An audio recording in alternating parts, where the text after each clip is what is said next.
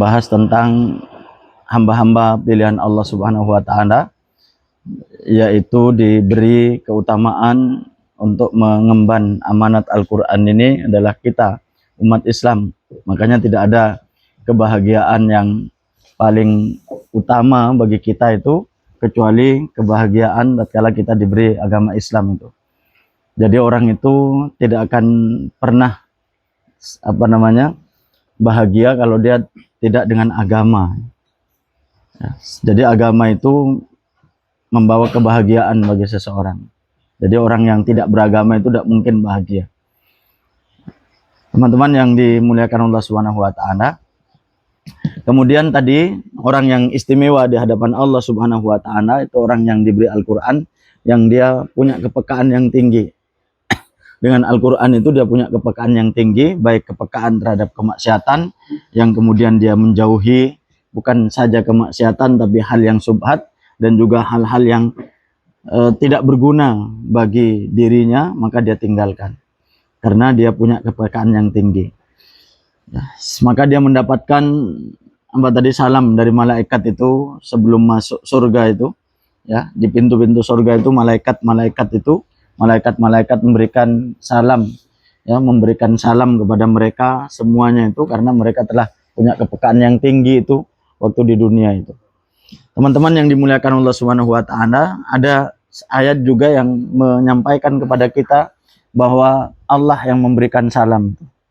Ya, di mana Allah memberikan salam itu? Ya, pada saat kita di surga. Kalau malaikat tadi di pintu-pintu surga itu, tapi kalau Allah Subhanahu wa taala di dalam apa? Surga. Dalam surat Yasin itu, ya, siapa yang suka Yasinan ini? Mbak Natardi sama Pak siapa namanya? Bang Angga, ya, sama Bang Mail yang suka Yasinan ini, ayat ini mesti familiar, ya, hafal kita kepada ayat ini. Inna ashabal jannati apa? Gimana? Inna ashabal jannati fi sugulim fakihun hum wa azwajuhum fi dilalin alal araiki muttaqiun. Terus lahum fiha fakihatu wa lahum fiha ma taddaun. Terus salamun qaulam mir rabbir rahim.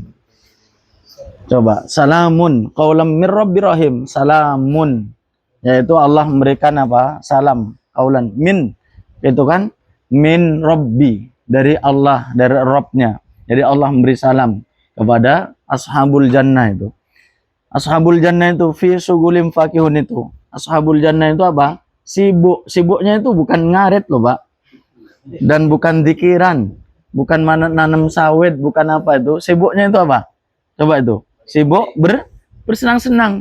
Sibuk loh, sibuk. Orang kalau sibuk bersenang-senang itu enak loh. Sibuk bersenang-senang dengan istri. Namanya sibuk tapi senang-senang itu. Kalau sibuk jangan pekerjaan, pasti tidak enak kan? Sibuk ngetik, sibuk apa itu, membuat materi apa semuanya, pasti tidak enak. Tapi kalau sibuk bersenang-senang, coba apa yang nggak indah itu? Ya, dan yang paling utama itu kalau sibuk misalkan senang-senang, senanglah mandang yang indah misalkan, itu mungkin tidak terlalu keren, ya, tidak terlalu keren gitu. Sibuk di kapal pesiar sendirian itu tidak terlalu keren. Tapi kalau sibuk bersenang-senang dengan siapa? Istri. Saya pernah contohkan dulu kan, Nabi Adam itu waktu di surga sendirian kan nggak betah itu bahasa saya, ya. Ya, Nabi Adam sedih. Sendirian itu kesepian, ya, makanya diciptakan oleh Allah Subhanahu wa taala pasangan yang untuk menenangkannya. Teman-teman yang dimuliakan Allah Subhanahu wa taala, jadi orang yang punya kepekaan yang tinggi itu di samping disalami malaikat di depan pintu, di surga mereka mendapatkan apa? Mendapatkan salam dari Allah Subhanahu wa taala. Nah, ini yang harus yang harus kita lazimi. Ya, yang harus kita lazimi bagaimana kita mendapatkan salam dari malaikat itu dan bagaimana kita mendapatkan salam dari Allah Subhanahu wa taala. Orang yang di surga itu sibuk bersenang-senang, ya, di atas ranjang-ranjang dengan istri-istri, dengan pasangan-pasangan mereka, azwaj dengan pasangan-pasangan mereka, Ya, kemudian fakihah, apa itu buah-buahan apa saja ada. Coba, Masya Allah itu kita membayangkan aja sudah indah itu.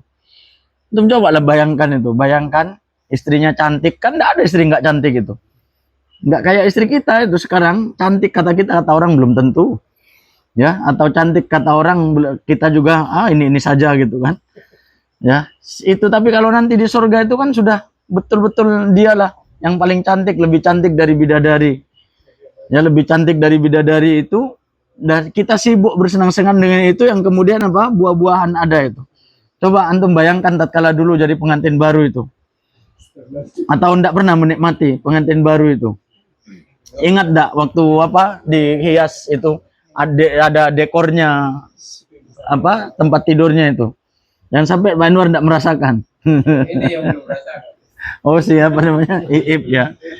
Ya, itu loh coba indahnya itu, apa spraynya baru, kemudian kasurnya baru, ya dihias dipan-dipannya itu, ranjangnya ada dekorasinya, walaupun pinjam kan nyewa, ya dihias itu, tapi itu luar biasa indahnya itu.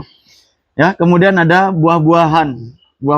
Kalau orang dulu itu malah memang dianteri. Kalau pengantin baru itu dianteri, tidak boleh masak sendiri. Katakan bukan orang dulu. Kita ini orang generasi tidak jelas. Bukan orang dulu, bukan orang sekarang gitu ya. Ya kalau orang dulu itu katanya memang nggak boleh masak, nggak boleh apa, dianteri lah ke ini. Nggak boleh keluar sampai berapa hari gitu. Dianteri lah makan oleh orang tuanya itu. Ya itu luar biasa, karena itu untuk menggambarkan keindahan. Ya, nah bagaimana di surga itu memang kesibukannya seperti itu. Ya, bahkan kalau di dalam surat apa itu di dalam surat Ar-Rahman itu, ya sibuk itu, apa kesibukan ahli surga itu? Ya, ulama itu mengatakan apa? Memecahkan keperawanan istrinya gitu. Ib mana Akmal? Cuma Iib saja. Loh mana yang lainnya itu? Sudah pulang. Iib. Hah? Mecahkan keperawanan istrinya. Jadi istri itu perawan terus. Ya. Lalu kita kan istrinya keperawanannya satu kali aja. Ya, ini istri keperawanannya ini betul ini untuk memotivasi kita, teman-teman yang dimuliakan Allah Subhanahu wa taala, agar supaya kita punya kepekaan yang tinggi itu. Ya, dari mana itu datangnya kepekaan itu? Ya Al-Qur'an ini. Ya, dari Al-Qur'an itu, makanya kita kenapa ngaji Al-Qur'an itu. Tapi bukan sekedar dikaji, bukan sekedar apa namanya dibaca, akan tetapi dikaji, ditadabburi Al-Qur'an itu. Ya, salah satu paling efektif mentadabburi Al-Qur'an itu ya tematik. Tematik itu ya kayak kita saat ini nih, tematik itu artinya ya sesuai dengan apa namanya, dengan mungkin ada masalah apa ya kita cari ayat-ayatnya dalam Al-Qur'an untuk menjadikan diri kita itu tenang dengan itu. Al-Qur'an itu ya semuanya sama sifat itu, tapi kan Al-Qur'an itu juga diturunkan tidak langsung semuanya, tarotan itu. Al-Qur'an itu sesuai dengan kondisi apa yang dibutuhkan oleh Rasulullah yang terjadi pada umatnya, turun Al-Qur'an itu kan tidak satu kali itu. Itu juga memberikan makna kepada kita. Kalau kita mentadabburi Al-Qur'an itu, karena tidak mungkin langsung satu kali, ya. Kalau dibaca itu ya memang urut, ya. Kalau tilawah itu memang urut sampai hatam. Hatam berapa kali kita? Satu hari atau berapa? Berapa? Sebulan sekali? Oh, hebat sekali kalau sebulan sekali. Ya, jangan sampai cuma bulan Ramadan aja kita hatamnya itu. Aku aja. Ya. Maka orang Islam itu tidak ada rumusnya. Sekali lagi, tidak ada rumusnya. Orang Islam itu tidak membaca Al-Quran itu. Ya, maka sesibuk apapun kita, sibuk mana sih dengan Utsman bin Affan? Ya, Utsman bin Affan sudah kaya, pedagang, terus khalifah lagi. Ya, tapi beliau apa? Mengatakan kalau hati kita itu suci, nggak pernah akan bosan baca Al-Quran itu. Berarti beliau apa? Hari-hari terus berinteraksi dengan Al-Quran itu. Sekali lagi teman-teman, tadi kalau kita tilawah itu ya kita urutan. Tilawah itu dari juz 1 terus sampai nanti hatam itu. Ya, tapi kalau kita mau tadabbur Al-Qur'an ya tematik saja. Apa yang paling kita butuhkan untuk anak misalkan, ya anak kita sedang apa, kita sedang mau apa, itu kita cari nanti. Dan paling efektif ya nyari itu ya memang nyari di Google aja. Nyari, maksudnya nyari itu ayat yang berkenaan dengan ini, ya. Antum kan bisa itu di Google itu nyari ya ayat yang berkenaan dengan ini, nanti bisa di apa namanya dibaca ayatnya itu, tapi tafsirnya jangan percaya ke Google saja ya. Tafsirnya itu ya cari tafsir-tafsir yang sudah muktabarah, itu muktabar ya, kayak tafsir Ibnu Katsir, kemudian tafsir yang lainnya. Kalau yang kontemporer itu ya kayak Buya Hamka itu tafsirnya apa, Al-Azhar ya. Terus kalau siapa yang Indonesia yang ahli Quran juga itu, Quraisy Shihab itu tafsir Al-Munir ya.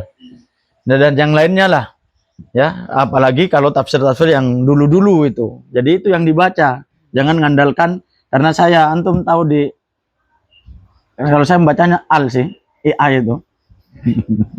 Saya bilang al itu. Antum cari, coba antum misalkan ketik itu Matsuni gitu. Ya.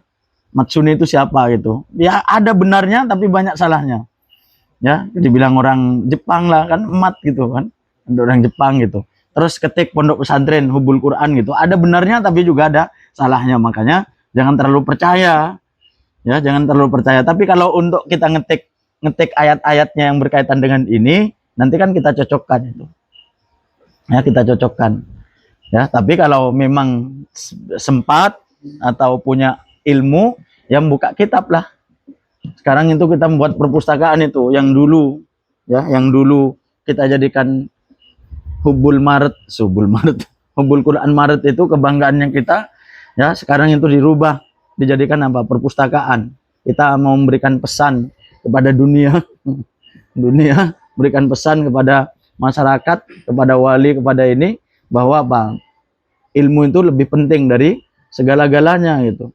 Perpustakaan masa nyempil di mana gitu, itu nggak keren banget itu ya. Karena apa, perpustakaan itu ya sumbernya ilmu itu. Nah, makanya kita dorong nanti anak-anak kita, ustadz-ustadz itu untuk membaca. Kemarin saya sudah mengumpulkan uang dari ustadz dan ustadzanya, saya juga, anak-anak juga. Itu dapat berapa? 6 juta sekian. Hah? 7 juta sekian ya. Itu nanti mau dibelikan kitab ya. Semua kitab saya yang satu lemari itu sudah diangkut ke situ itu juga. Ya, nanti makanya teman-teman itu bisa silahkan itu nanti membaca di situ itu. Ya, karena kita ini kan memang lemahnya di Indonesia ini, lemahnya kita apa? Sudah kehilangan minat baca. Ya, yang minat apa, semangat baca itu ya baca WA, baca Facebook gitu, itu semangat itu. Tapi kalau baca buku kita sudah hilang itu. Ya, sudah hilang minat bacanya kita, itu sudah hilang itu. Ya, makanya kita memberikan pesan itu, kita rubah itu, perpustakaannya kita pindah. Ya, tadi itu untuk memberikan pesan bahwa ilmu itu sangat penting. Ya, lebih penting dari segala-galanya itu. Kemudian sudah dibawa ke sana satu lemari. Ini juga Ustadz Nasrullah sudah suruh nyari itu nanti biar anak-anak juga membaca Al-Qur'an, baca buku itu, baca kitab-kitab itu. Karena tidak mungkin kita hanya mengandalkan ilmu dari pondok saja itu. Ya, seberapa sih? Begitu juga antum itu. Nanti kalau ada perpustakaan di situ karyanya Imam Syafi'i, misalkan saya pesan apa itu? Muktamad Imam Syafi'i itu ya, apa itu? Yang buku fikih itu. Ya, itu tak pesan terjemahan-terjemahannya lah. Karena saya suudon sama kita tidak bisa membaca kalau tidak terjemahan. Ya, jadi terjemahan-terjemahannya tak pesan itu, nanti baca di situ biar kita paham ilmu agama juga, biar kita tidak apa, hanya ikut-ikutan itu. Teman-teman yang dimuliakan Allah Subhanahu wa taala. Jadi itu Al-Qur'an itu ya kita pelajari itu. Bukan hanya dibaca, bukan saja kita memperindah bacaannya, ya, betul tajwidnya sudah diulang-ulang terus itu, belajar dari guru satu ke guru lainnya, tapi maknanya Al-Fatihah saja kita tidak tahu itu. Ya, ini kan antum sudah bertahun-tahun itu. Bertahun-tahun itu Ustadz Dadang itu sudah berapa tahun itu ngajar? Sudah 8 tahun loh. Sampai surat apa sekarang? Hah? Hah? Surat apa?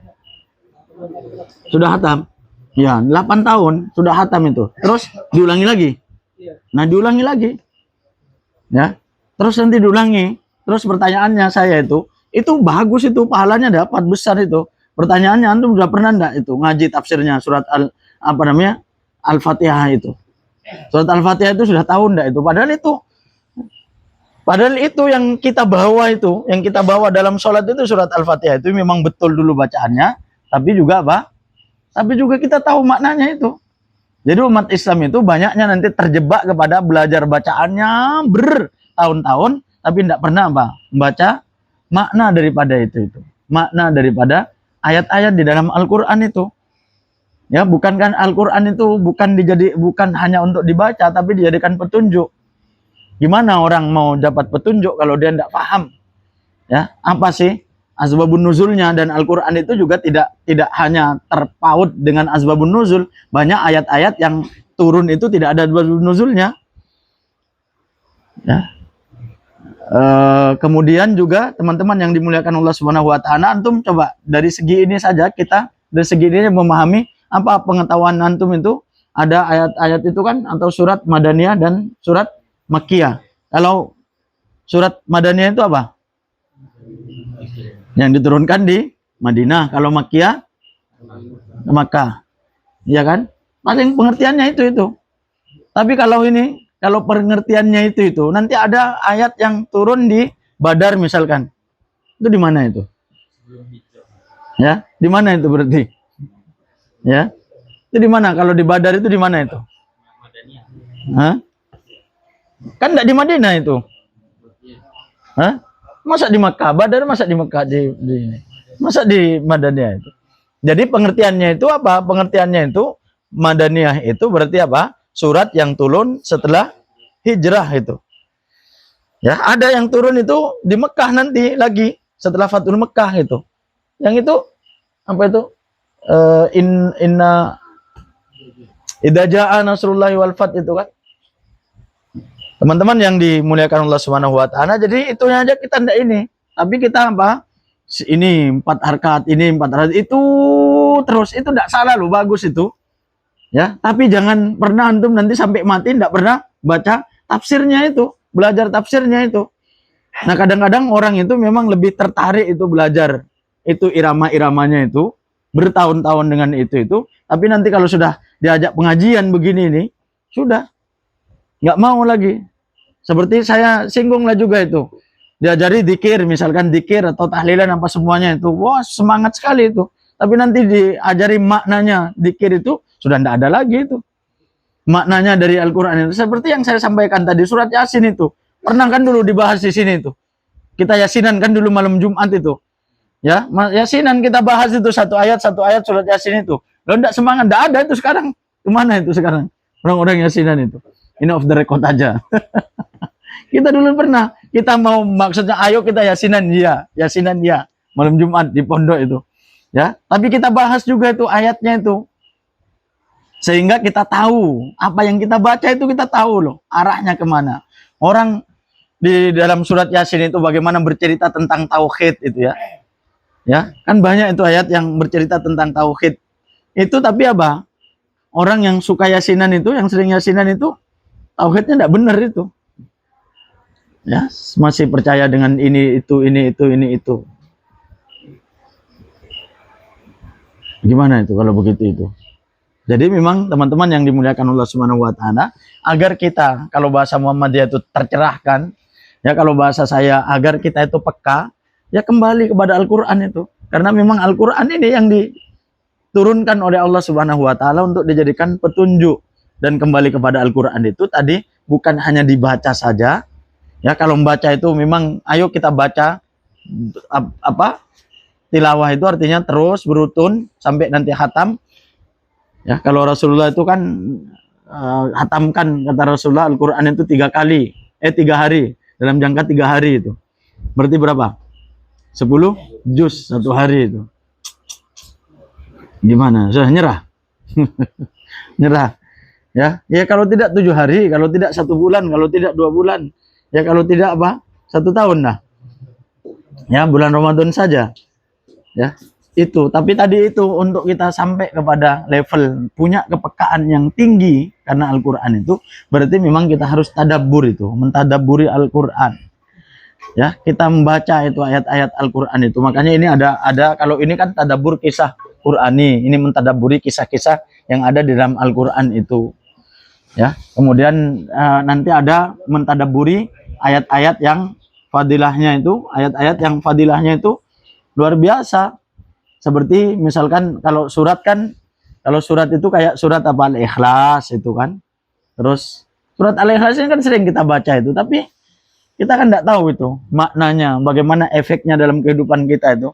Al-Ikhlas itu menjadi kata apa, mengajarkan tauhid yang tinggi, tapi kan kita kalau hilang aja, barang kita hilang itu, berhari-hari kita tidak move on, ya kan? Kita rugi misalkan berhari-hari kita tidak move on itu. Padahal kita itu kalau bertauhid itu sudah Allah yang akan mengganti gitu loh. Sudahlah serahkan saja sama Allah gitu, dan itu sudah kehendak Allah. Kan gitu, artinya itu kan begitu itu. Sebagaimana yang sering saya sampaikan, ya Nabi Ibrahim itu hanya dengan apa? Hasbi Allah itu. Terselamatkan dari apa? Selamatkan dari kobaran api yang luar biasa itu. Nabi Ibrahim itu tatkala api berkobar itu, datang malaikat Jibril itu. Datang malaikat Jibril mengatakan apa? Perlu apa kamu? Istilahnya mau dipadamkan dah api ini, atau perlu apa kamu? Amma anta amma bika, kurang ini ya. Amma bika kalau tidak keliru ya, teksnya itu amma bika, adapun kepada kamu, kata Nabi Ibrahim itu, saya tidak butuh. Ya, hasbi Allah, cukup Allah menjadi apa? Pelindungku. Coba dengan itu kemudian Allah Subhanahu wa taala mengatakan apa? Ya naru kuni bardatan wasalaman ala Ibrahim. Dengan hasbi Allah itu. Karena memang Nabi Ibrahim itu mengatakan hasbi Allah itu betul dari hatinya.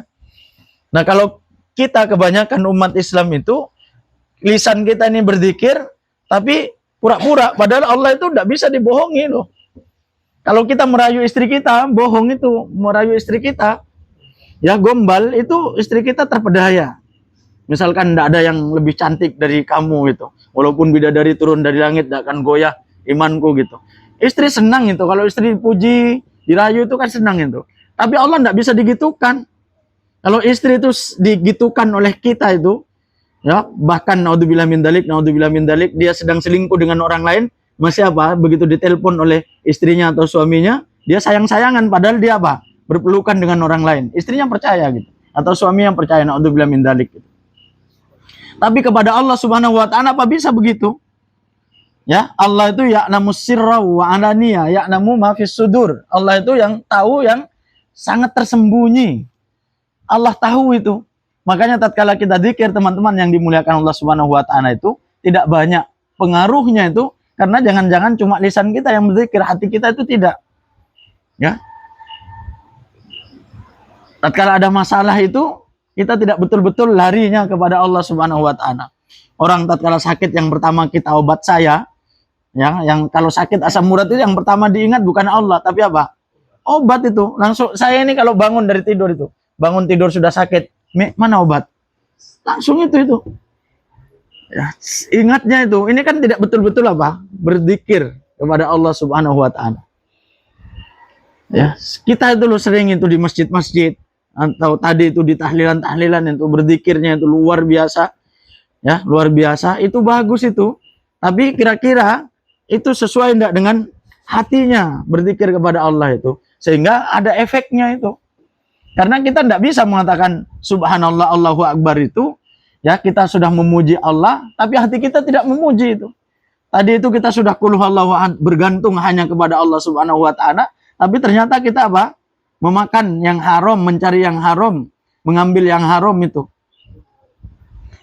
Ya, padahal tadi kita sudah mengatakan itu, sudah Allah tempat bergantung kita. Berarti apa? Apapun itu kepada Allah. Berarti dia tidak mau menerima. Kok masih ada orang yang mencuri, kok masih ada orang yang korupsi dan lain sebagainya.